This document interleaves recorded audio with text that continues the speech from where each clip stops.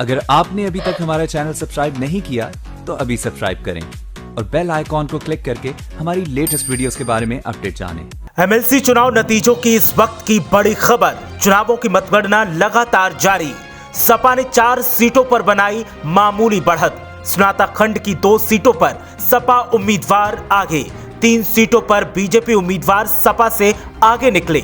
शिक्षक खंड की 6 सीटों में से 2 पर सपा उम्मीदवार आगे।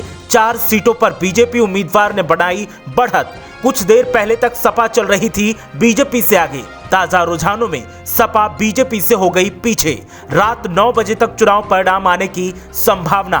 तो इस वक्त की बड़ी खबर, 1 दिसंबर को हुए एमएलसी चुनाव के मतदान का आज नतीजा आ रहा है और नतीजों के ताजा रुझानों के मुताबिक 4 सीटों पर मामूली बढ़त के साथ सपा आगे है, जिसमें स्नातक खंड की 2 सीटों पर सपा उम्मीदवार आगे हैं। इसके अलावा शिक्षक खंड की 6 सीटों में से 2 सीटों पर सपा उम्मीदवार आगे हैं। स्नातक खंड की 3 सीटों पर बीजेपी उम्मीदवार सपा से आगे निकल गए हैं और इसके अलावा 4 सीटों पर शिक्षक खंड की बीजेपी उम्मीदवार आगे चल रहे हैं।